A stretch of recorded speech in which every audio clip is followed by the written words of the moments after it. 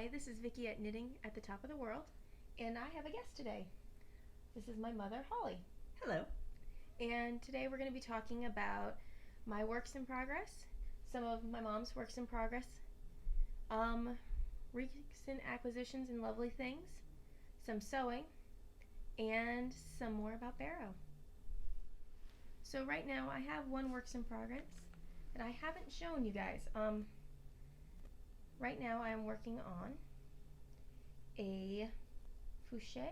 I don't know if I'm saying it right, but this is just the centerpiece. It's going to take me quite a while, but it's this lovely pattern in the center, and I'm knitting it on some ChiaGoo size 5 and with Malabrigo. Solus. Yes, Solus Malabrigo. Got colorway. quite a few more of these, and it's in one of my lovely bags that my mom made me. And I got it from the Jane Austen Knits magazine. This is an older magazine, summer 2012. And I can show you a picture, but not the actual garment. There's the picture. There it is. This is going to be the end product right here. But once again, that was from the Jane Austen Knits, summer 2012. All of these patterns are on Ravelry. So now my mom, Holly, also has a work in progress that she's going to show. And so what's your work in progress? They are very vanilla Christmas socks, just standard 64 stitches cast on. And the yarn that I used, the cuff yarn, is by Sweet Georgia, and it is the yummiest yarn. I just love it. And then the stripe is from Simply Socks, and it is called Christmas Candy, and it is the yarn company is called Post. So I just love this colorway. I love everything about it, and I love to knit socks. I'm knitting them 2 at a time, cuff down, and I've already done one Fish Lips Kiss heel, which I also really love. Alrighty. And are you going to make another set of socks when you're done? I will have plenty of all of the yarn left. It was my intention to put a contrast heel in with the red yarn, but I got so excited when I started the Fish Lips Kiss heel that I forgot. So these will have a contrast toe, but not heel. And I have plenty to make more socks. And did you make the bag that they're in? Oh, I did. This is another sock bag. It's a little sock monkey bag. So we do have matching bags. Yes. And I have it lined with some interesting newsprint that's in a hot pink that matched very well. I just recently flew while knitting these, and having the bags to keep things from rolling up and down the aisles was really helpful. And then being able to zip them shut and not worry about anything falling out was also really helpful. That's really good. So the next thing I'm going to show is my oblique sweater, which is making good progress. So I finished the back side of it. Last time you guys saw it, I was just still on the ribbing bottom, but now I've finished. This is the whole back, and that's the wrong side I was just showing you. But it's got this textured lace pattern going through the whole thing. It was actually a fairly quick knit. Took me about 6 days to get the whole back done, not working for hours at a time, maybe an hour here or there, but about 6 days worth of work. And now I am on the front left side. This is taking longer than the whole back did, not because it's more complicated, but because my internet keeps going out, so I can't always do the pattern, and just because I've had to work a little bit more. But this is the front left side. The one side is actually starting to increase, the other side is starting to decrease as the pattern calls for. and I am knitting this on my Addy Clicks on a size 7. And I really do like this. Will you talk a little bit about the yarn again? Oh, yeah. And the yarn is Wool of the Andes from Knit Picks in the black colorway. There was no special color for it. And I have about 10 more skeins of this. So far I used 4 skeins for the back. I'm on the second skein for the side. And I think I will have more than enough left over. My goal is to make the cardigan just as it calls for, but I'm going to make an attachable hood with it. So I'm going to put some buttons hidden in the back spots and put a hood on it, because where I live, extra warm things is always better, especially things that are going to cover your ears and parts of your face. And I'm keeping it in a lovely bag that my mother made, cats on it. It's Crazy Cat Lady fabric. It is. And I love it. And I love the little inside fabric because it's very, very her style. She loves this kind of fabric. And so, do you have any other works in progress? I do. And I'm glad you actually talked about the Wool of the Andes, because I also would like to talk about that. I started a fox paws scarf. I cut the pattern in half, actually following Andy from Andre Sue Knits, her podcast. The inspiration came from her. She had this scarf on when she went to Rhinebeck, and it is absolutely stunning, and hers is gorgeous. And I communicated a little with her over Ravelry and asked her some questions. And in her notes on her Ravelry page, her project notes were so good that I decided I would do half the same as she did. And she wrote the stitch counts for after you finish each row. Big help. And I am using the Wool of the Andes, and this is palette. So I have all these different colors which we'll go through. And the pick for the yarn was, first of all, because that's what the pattern actually used, and Andre Sue also used this, as well as I think she had some other things in there. And this is my first experience with Wool of the Andes, and I have kind of decided that the sheep who live in Peru are tough because their wool is kind of coarse feeling, and I'm hoping and wondering if it will soften up once you block it and soak it for a little while. So we shall see, but this was a great value, and the color choices are phenomenal, and it does knit up nicely. So it does. And how hard do you think this pattern is? This pattern requires my complete and utmost attention. I have to do it first thing in the morning with no other noise. And I'm kind of setting myself, like, I'll do 2 rows or 1 color a day, and then just keep checking and making sure everything is okay. I love the pattern, but it is definitely a challenge for me, and I am going slow and being careful. So hopefully it will grow the next time you see it. Always a good thing. And so my last work in progress, which is right here, is I am still working on my extra long cowl, the extra wide and long cowl. I did make a little bit of progress this week, working on it for a few hours here and there. So it's not as short as the last was, but it's still pretty small. And again, I'm doing it with the lovely Big Bad Wool that I got at a Good Yard in Sarasota. And it is 50% washable merino, 50% baby alpaca, and it's about 50 grams. And I've got, I think, 6 more of these left. So this will definitely get finished. I never realized how much you really need the cowls here. Oh, yes. If you have any kind of an air leak in your outerwear, you will feel the ice cold immediately. And having the cowls to cover up your face is a huge help. Huge help. Extremely important. So usually when I go out, I wear my wool Yikes Yikes Stripes cowl that I made before I left, and I wear it right up to my glasses here. And then I put my, I actually have a rabbit fur hat, and I put that on over.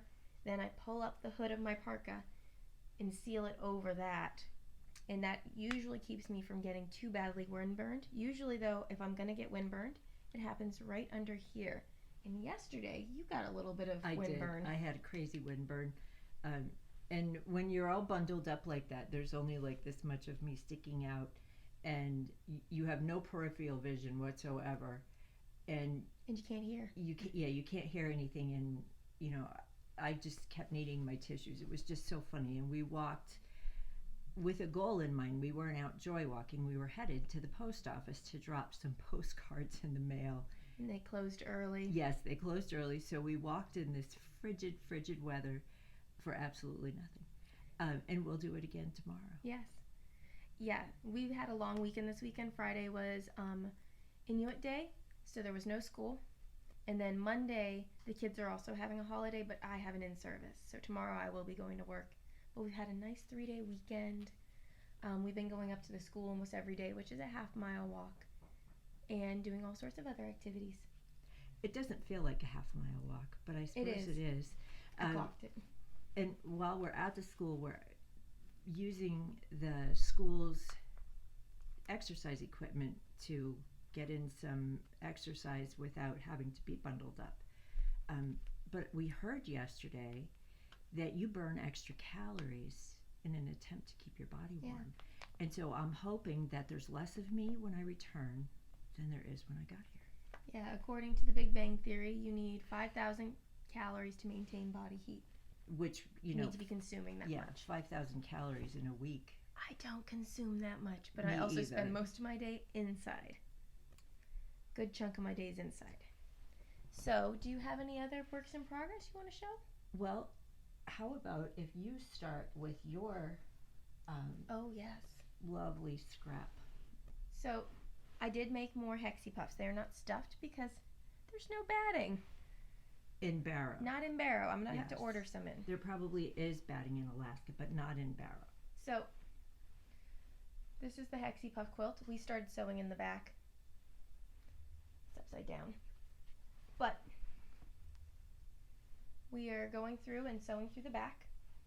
Tying in all of the loose ends. Lots and lots of Hexie Puffs. I have over 360 now, which makes me wonder. The Hexie Puff quilt was supposed to be 1 Hexie Puff a day, 360 days. We are way over that now, and it's still not a full quilt.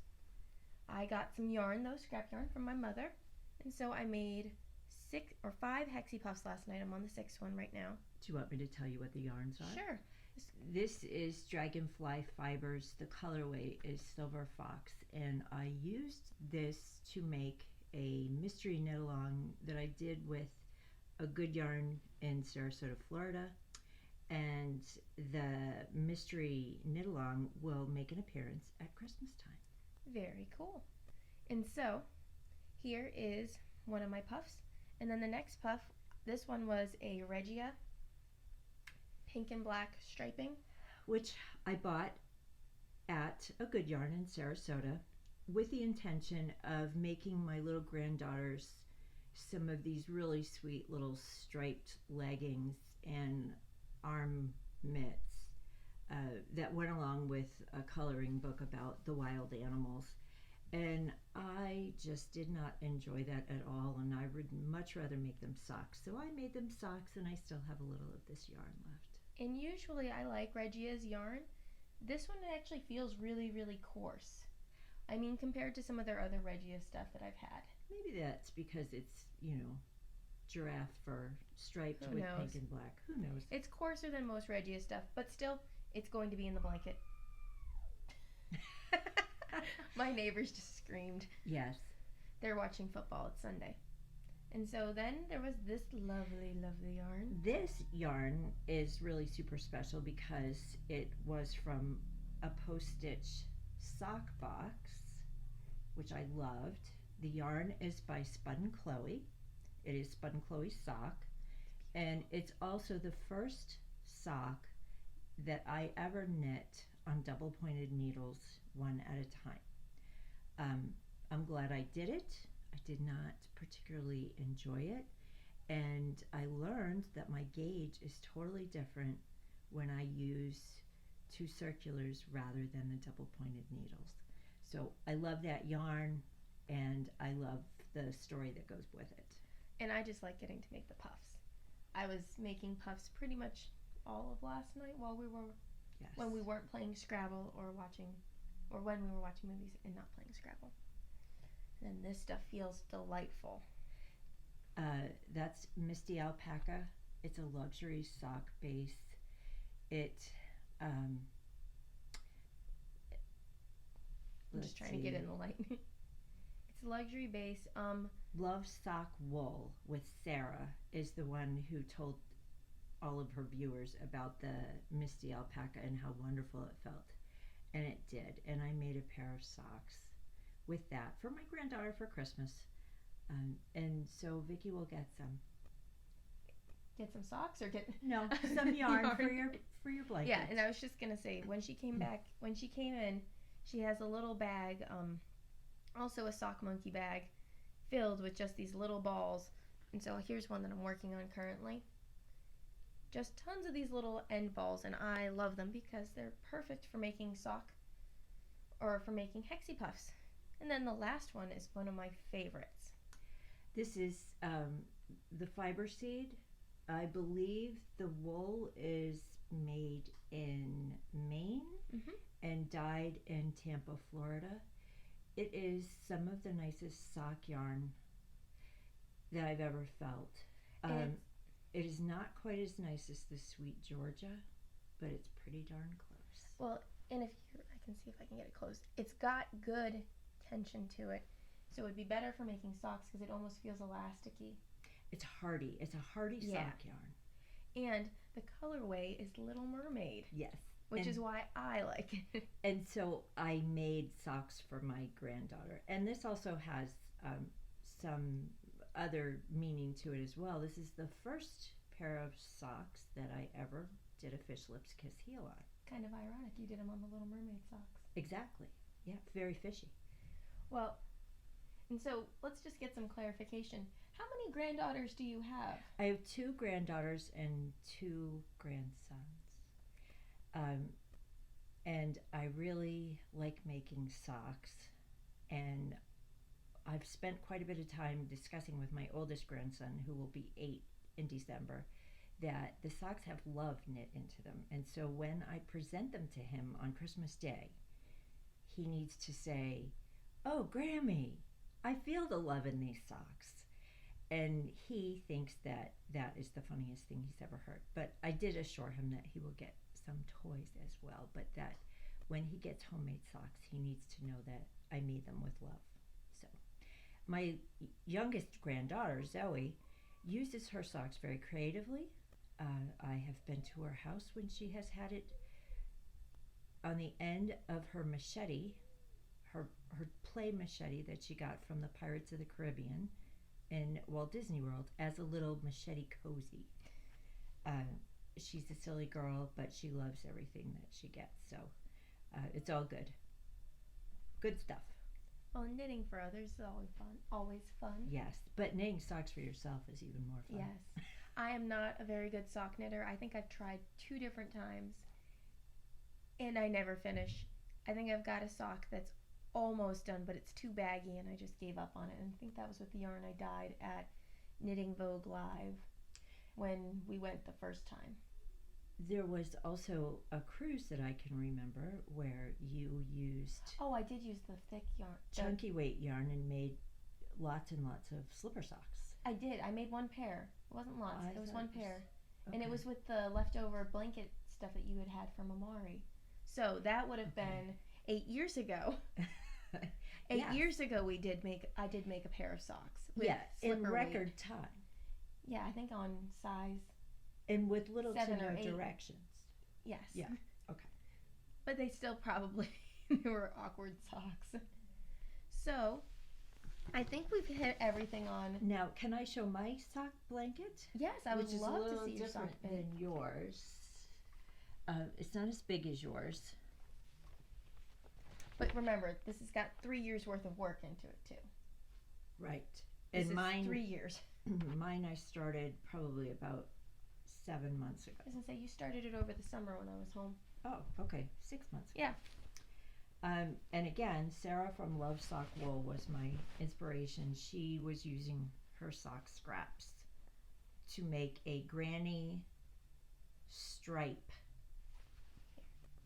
And it's a little big. And I love it. And there are lots of the girls out there in this podcast world who are swapping mini skeins and then using them in their cozy memories blanket. But I've decided that I really want all of the yarn to be from things that have some meaning, so that they are either from something that you've made, I've made, or one of my friends has made. Just gonna say zombie barbecue. That would be Yes. from me. And the zombie barbecue is kind of interesting because when Vicki first moved to Alaska last school year, a good friend, Diane, Gave me 2 skeins of it. was it when you went to college? Or when It you was went my to last semester in college. college, She gave okay. me one, but before I went to Alaska, she gave me another skein of it And because I loved the zombie barbecue. so there's lots of zombie barbecue in Vicky's Hexie Puff quilt. Now there is zombie barbecue in mine, and I had enough so that I gave Diane back some so she could use it in her cozy memories blanket. So this is really neat as far as I'm concerned. And I love this middle strip in it. Oh, okay. And that's Vogue Knitting Live fabric from when we went to Los Angeles. And this is Madeline Tosh Pashmina. It's a DK weight, and the color is called Free Range Eggs. And this has great meaning for me because I really enjoy chickens. So I made a hitchhiker's shawl out of this, and I have this much left over, so I have plenty. So I'm going to put a couple rows in here. And she's used the hitchhiker shawl every day here. Not something you could say you did in Florida. No, Every I didn't. day it's used here. Yes, I did. I even used it on the plane to kind of keep warm and cozy. It's the coldest plane ride you'll ever go on. And I have to put it up to here underneath my jacket to even remotely try and keep my face from getting windburned. Mm-hmm. And it's only November. I am probably going to have to bite the bullet and upgrade myself to a real parka at some point. But for now, I'm trying to make do with my old parka from last year. But my issue is that because it's been washed and because it's been used so much, it's actually starting to wear thin on the elbows. So yesterday I kept saying my elbows are cold. But somebody gave me the idea of maybe sewing leather patches on the edges of my elbows. I was wondering if the down hadn't redistributed, and maybe with a good wash and put a nice clean sneaker in the dryer, that the down would kind of redistribute again and cover up your... Well, and that might work too. And then I was half thinking maybe taking it and seeing if one of the ladies would actually put a tiklook over it, which is the native dress over it with a fur lining, and just seeing if maybe upgrading it a little without having to buy a new parka would help it. In other words, using your jacket as a liner. As the liner, and getting a little bit, because they usually put a thicker layer of flannel or fleece between that and the actual cotton outer layer. That's a great idea. I wonder if you could... Because I think they do that at the fur shop. Okay, all right. We also have a fur shop here in town. Should we segue into the fur shop? Well, let's show the fabrics first, I think, because that's some of the lovely things. Okay. So I guess we'll go from, we have a fur shop in town, and I've shown pictures of the fur shop on here before, and it sells lovely, lovely fabric. And I just wanted to show some of the fabric I got, and then I figured you could show some of the fabric you got. So I'm making bags right now for Christmas. I have three paraprofessionals who work in my classroom, all of whom who work one-on-one with a student. And so I was making bags with some of the fabric I got at the fur shop, and I just loved this. And then I have one who really loves lime green, And so I got her this lime green. And then one of the girls really is a little bit more subdued but loves the flowers and stuff, and I thought she'd like that. And then I saw this batik and I thought I had to have it. And then I got this to line all of them. But I was going to use the same pattern that my mom uses to make her bags and make some bags for them. Probably more makeup case bags, but That's a great idea. It's a great idea. It's always nice to have something homemade too. So the first shop we took a walk to because it's also the fabric store, and it wasn't actually. It was very windy, but it wasn't as cold. the temperature was about 18 above, but with the wind we were still at -8. Yes. Okay. So I thought I better wear 2 pair of pants. So I wore 2 pair of pants, and 2 pair of pants is not enough to keep your legs warm, even with a jacket that covers your knees. A lesson learned. We won't go for a long walk No. again without snow pants on. And then walking in snow pants is a little bit challenging. And we did choose to take a car ride back instead of walking back because we were walking with the wind at our back, which actually does make it a little warmer feeling. But when we would have to be walking home, we'd be walking with the wind in our face, Yes. and it would have been too cold. And the funny thing was we passed a man who was walking backwards to try and keep the wind out of his face. So we were walking towards him and he was backing towards us. It was pretty comical. And it's still harsh. Yes, absolutely. And, there's absolutely no humidity. No. So it's totally different. Anyways, we get to the first shop and it is full of wonderful things, including furs, fabric. Lots of furs. And typically, most things that you purchase here in Barrow seem to be the price is reflective of the cost for them to get it here to sell. There's a lot involved in getting anything here, and typically that makes things more expensive, except for fabric. Fabric is pretty reasonably priced and very similar to what you can get it for in the lower 48. So I have a project that I've been working on for years and just took out again recently to get it. I'm going to finish it. It's going to be a gift for somebody for Christmas. It's a Dresden plate quilt, and again, I think it's like 8 or 9 years that it's been in the works. And I sewed my plates down about a month ago. I made the 9 patches for the cornerstones and then the fabric for the sashing. And I thought I would get some border fabric at the fur shop. And I couldn't believe how, there's such a huge selection. And so I got 3 different blues. This is my favorite, the top one. I know, the batiks that they had were fantastic, but I actually think the more traditional lower 2 will go be better. Yeah, they'll be the ones that actually match better. So, But this, I really think would be really good for even another project. yes, absolutely. It's a beautiful batik. Very happy with these. And at the fur shop, you can buy anything from a real fur to A soda. You can buy a soda. candy. You can get air fresheners. Mhm. You can drop off your dry cleaning. Yes, and they specialize in removing whale blood. Very It's exciting. a very real thing to be able to do here in Barrow. So while we were, so eagerly looking for fabric, there were some little boys who came in and bought some candy, and then there was another woman who Vicky works with who came in and Was dropping dropped off her dry cleaning, and another one of her fellow teachers at her school came in and he was looking for some wool to line his parka hat with. Wolf fur. Wolf? Yeah, he was looking for a wolf fur. So my advice to buy a yard was totally incorrect. I thought he said wool. No, he was. Okay. he was looking on who could sew it on too, and that's why I said, you better Okay. go talk to the teacher, Miss Hugo, who does Right. all this. I Skin wonder how sewing. they sell fur.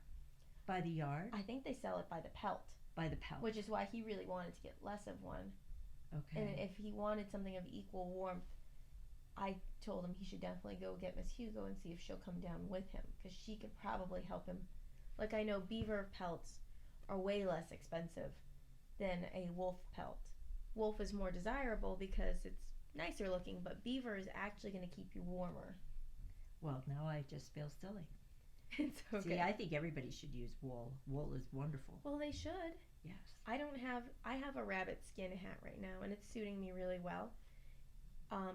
The difference between a rabbit skin hat or fur hat to a seal skin hat is almost $200. But the seal skin is so warm. Yes. My rabbit fur hat will not last as long, but I also do not plan on spending 9-10 years in Alaska. I mean, if I were going to be here forever and ever and ever, I would go with something like seal skin or beaver. Rabbit's going to do okay. I also am not spending nights on the tundra. And another, thank goodness. Did that last year. It was lots of fun. So talk about some of your new goodies besides the fabric. Oh, yes. So, technically, this is what my mother brought me. Some Madeline Tosh and Silver Fox worsted weight. I love Madeline Tosh. And I'm going to be making with this the traveling cape by... Give me one moment. I wrote it down and now it's lost. Right here.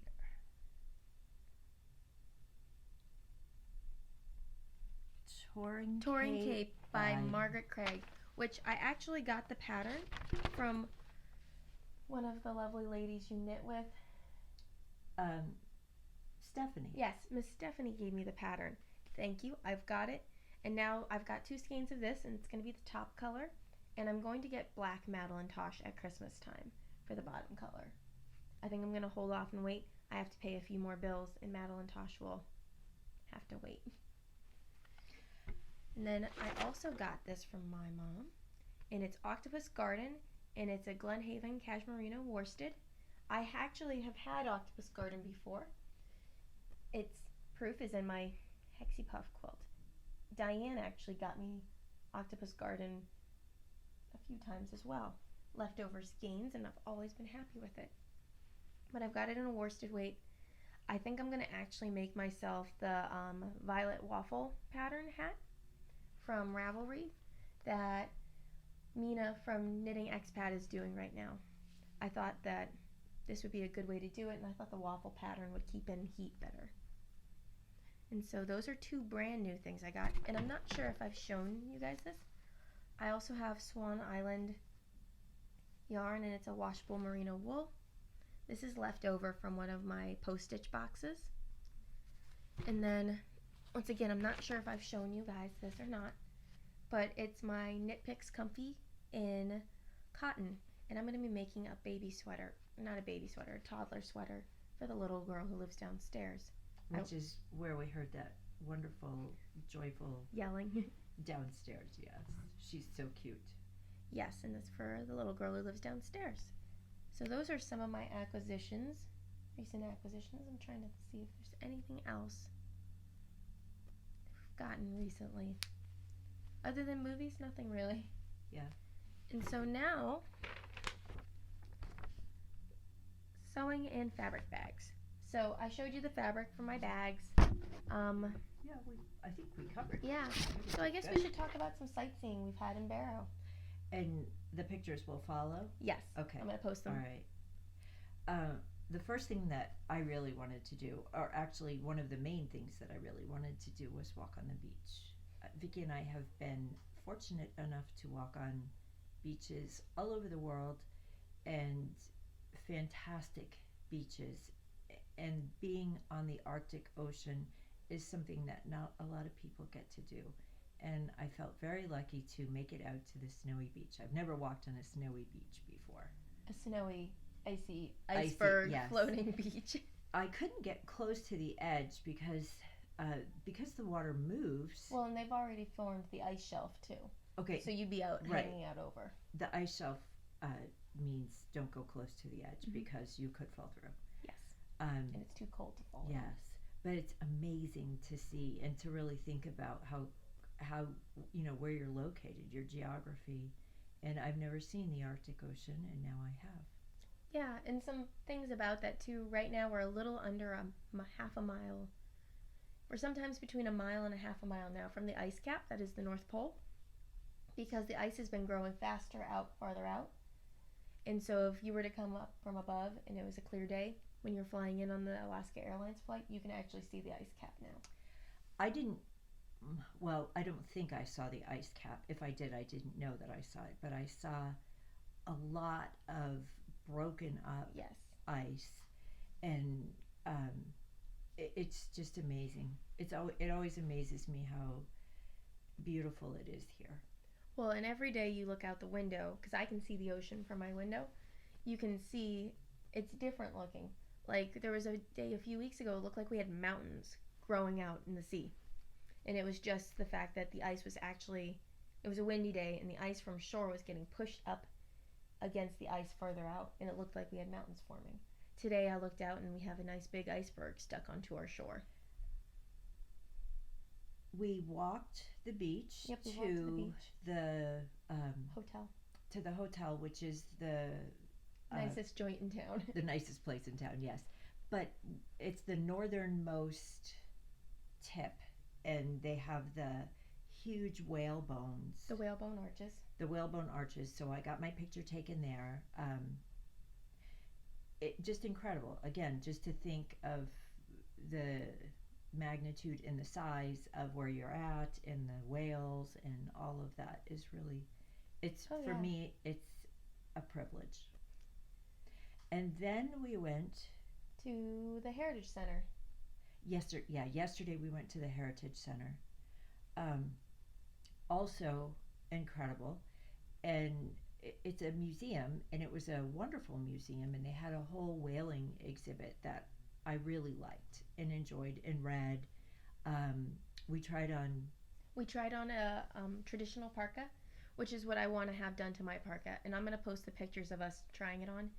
It's made in the same style they would make their atikluks, or if you're from the southeast, it's called a kaspak. And instead of just wearing it over their parkas, they actually sew it into their parkas. And then they fur line the cuffs around your sleeve, and then your face is also fur lined, but they leave, this one was fur lined with Wolverine, and they left the paws hanging down so that you could hook it like a cowl. I didn't even see the paws. Yeah, the paws were there. Did you wrap those paws around my neck? No. Good. Yeah, it's a little, I didn't even see the paws. Yeah, gross, but it keeps you warm, and I totally understand the purpose. Yes. So I really enjoyed that exhibit. I also was really amazed to find some of our Florida birds here. Oh yeah, they migrate here in the summer. Yeah, there was a beautiful exhibit which included birds, the sandhill cranes, which we absolutely love and look forward to seeing their chicks every year, and then the snowy plovers. Again, just amazing. And then the beautiful owls too. Yes. That was really great. And the snowy owls are here. I'll post some pictures of them because I do have a good picture of a white male snowy owl. I got lucky a few weeks ago when I was walking to school. But they live here in the summer to fall, and then they migrate to New Jersey. I always think that's the best fact about the snowy owls. They migrate to New Jersey. Well, there's a great Jersey Shore. There is. In the winter. That's where they winter. Yes. That's their flying south to New Jersey. Which is kind of funny. But it's always a fun experience here. And then, where else did we go? The grocery store. Oh, the grocery store. I always think this is funny that this is the most exciting thing most people have to talk about, Vero, is they went to the grocery store. Well, the fact that there is a grocery store is so exciting. Anything you could want or need is available at the AC store, which stands for Alaskan Canadian. Nope, Alaska Commercial. Alaska Commercial Okay. Um, Everything. They have everything. I walked in, they had the most beautiful fresh fruits, vegetables, herbs. Yes. They have a bakery, they have a deli, They have a butcher station, which is actually a big yes. deal. So again, I expect to pay an inflated price because it costs money to have everything shipped in a timely manner and get it out for sale. Everything was fresh. Everything was beautiful. We've had fresh veggies every night. Yes. That was really a great thing for me. And it's like, I don't know, 4 or 5 minutes from Vicky's house. Yeah, it's a quarter of a mile away, not even. And for me, having lived in a village last year, I can tell you the consumption of Spam has gone down a ton for me. Because you last don't have year, to. Yeah. I mean, I had a lot of pre-frozen stuff, but Spam was a regular part of your diet. And this year, I think the most regular thing I eat is spaghetti squash. So it's a good upgrade. Yes, it is. Today we have a pot roast in the crock pot with fresh potatoes, carrots, celery. Everything is just so nice. So very pleased. It's nice to know that when you're here, you can get whatever you need. Yeah, and that's a big deal living out in Alaska. I mean, in Bethel, I was about 65 miles by snowmobile from Bethel last year. 4 long and cold hours. Yes, a very long trip. And we could get some stuff, but nothing would survive that 4 hours back. Without really wilting. Yeah. So, unless you were going in by plane, you didn't come in with produce. And you know what I forgot to talk about was the whale. Oh, yeah. Okay, so back to the Heritage Center. We were able to watch one crew processing their whale in what room did you call that? It's in the Native Crafts Room, which is a big workshop that they let people use for free. So it's not like a craft room like you would find at Michael's. It's a craft shop that you would find on this old house or some kind of a building, much more. And they had spread plastic on the ground. And then cardboard layer. Covered it with cardboard. And in the center of the room, they had this huge pile of whale cubes. And they probably were only flesh and blubber. And they were probably only processing maybe an eighth of that whale. They weren't doing the whole whale at once. So Vicki has learned enough so that she was able to explain to me that you can be accepted onto the crew of a whaling team, and the expectation is that you help with all of this processing and all of these other kinds of jobs, and the payoff is that you get to share in the whale meat and blubber. Nothing goes to waste. Absolutely nothing goes to waste. Even the bones they're left out on a point. Well, first things first. When they very first catch the whales, they catch them out. Well, they catch them out of the ocean. But when they pull them in, they pull them in about 5 miles from town. They do not want swimmers come out to town. That is a real thing. And so they process them out by point for the most part. So they separate meat from both the biggest job. Okay. And leave that out but that's even not waste because they're drawing out there later in the year and come back and they actually use them for gravestone workers. Oh, the whale bones. But that would be the only part that people always are like, oh, they're wasting. They're really not. No. When you look at bring to town. Right. When you look at the pictures, I think there's only 2 pictures, but you'll see in the background there's this very large black thing leaned up against the countertop, and it is a flipper, and it will give you some scope of how huge they are. That whale was easily 46 feet long, and for every foot long they're a ton, so that makes it 46 tons. Vicki had one of her students wave to her from behind the window, and then there was older women holding maybe grandbabies or babies that belong to some of the other women who were working, and it is not. It's a job that looks like it would be very messy, and everybody's dressed appropriately and wearing gloves, and they're all working together, and that was my favorite part of the day. And then the other thing that I found really interesting was um, the thought processes behind the whaling, and how there's such great respect for the whales, Oh yeah. for the land, for cleanliness, for quiet. I mean, it was really a great exhibit, and I loved it. Well, and I know there's lots of people who don't quite understand whaling, and they don't see it the way it's seen here. They see something similar to what the Japanese do with their whaling companies. Commercial whaling is not the same as subsistence whaling, and where for our whole entire whaling season, which is about 2 weeks, the whole area of Barrow got 12 whales, which is a little more than we might need, but then you also have to factor in that they're also supplying family members elsewhere. So they're processing this meat, they're taking care of it, and they also share it out. So Thanksgiving they have a big feast and the whale meat shared. At wintertime there's another big feast, the whale meat shared. At the beginning of spring, before the spring whaling starts, which they can only take like 6 whales at springtime, they share meat again.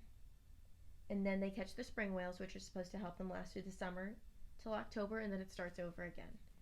And usually they catch less than their allotment, not more. Well, they don't ever catch more than their allotment. They're allowed so many strikes, and a strike doesn't mean you actually hit the whale.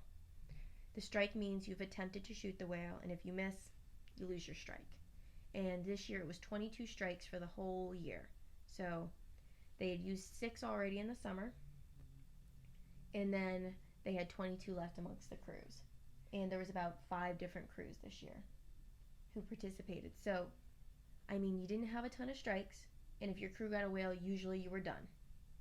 Most crews tapped out when they got their whale. Okay. Some other crews from other areas came to Barrow to use their whaling because it's easier. If you were in an inland, like Akasuk, that village is inland more.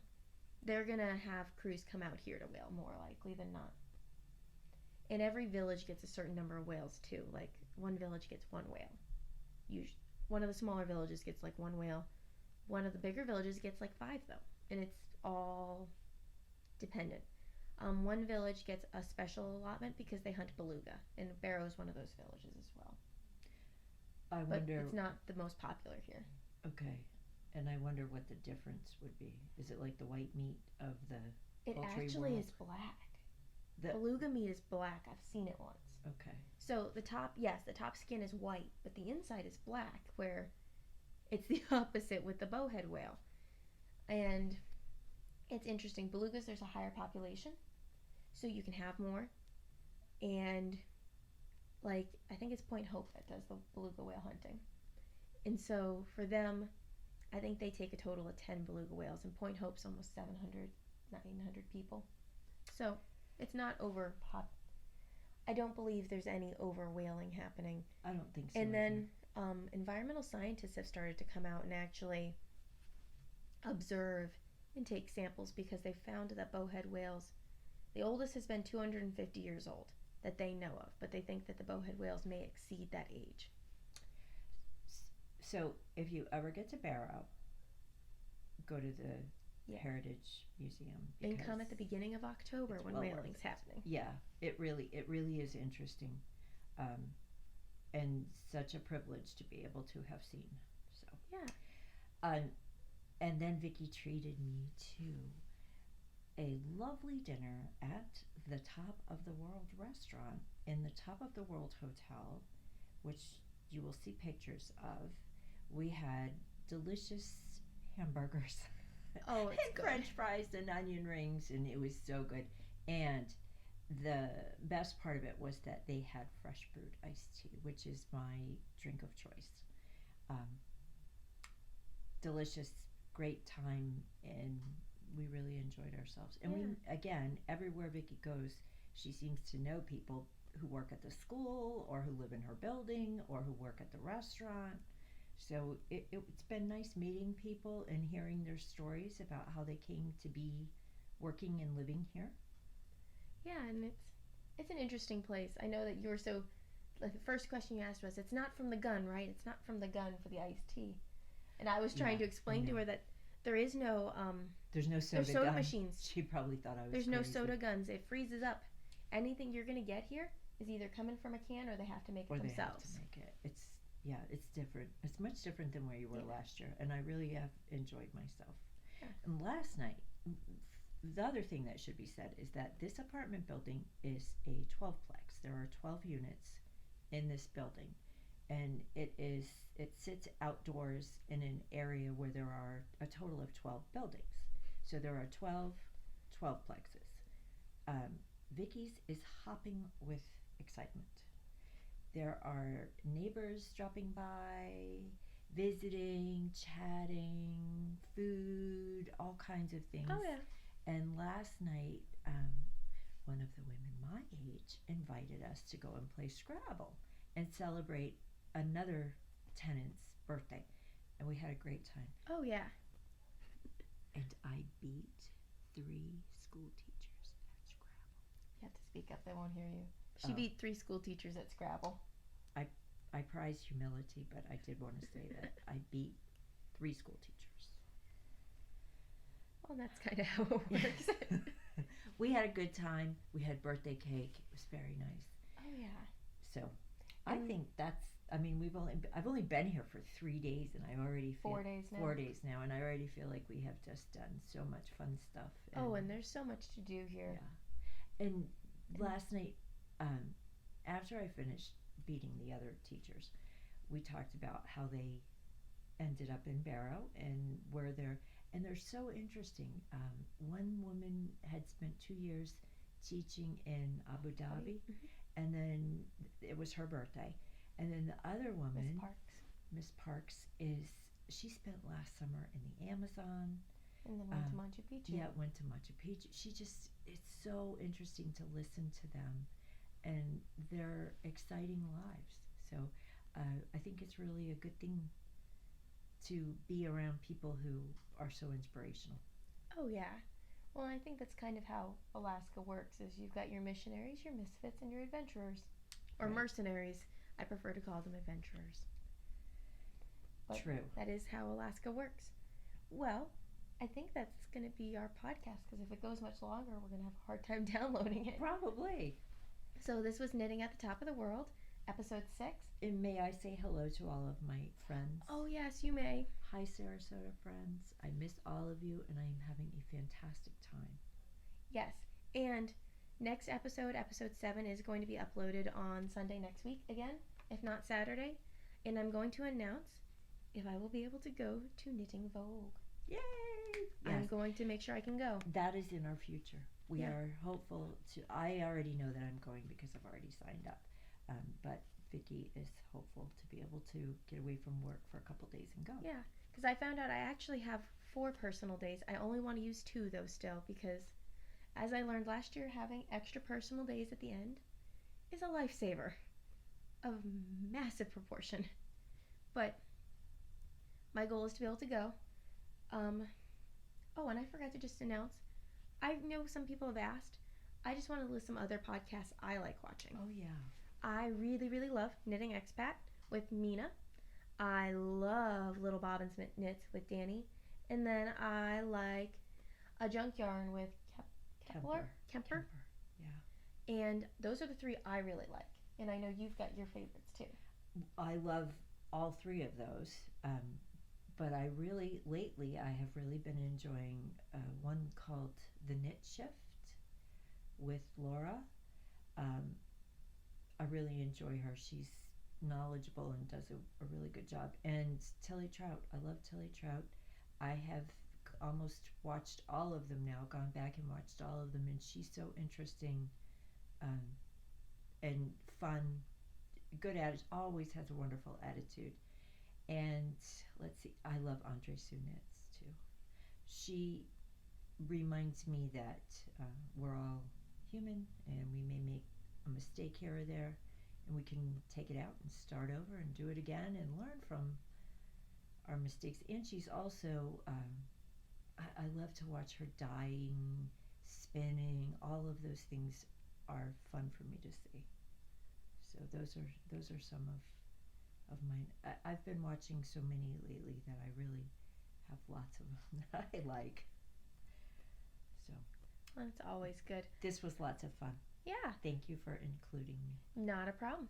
And thank you again. This is Vicki at Knitting at the Top of the World. And I will be posting another video next week, hopefully.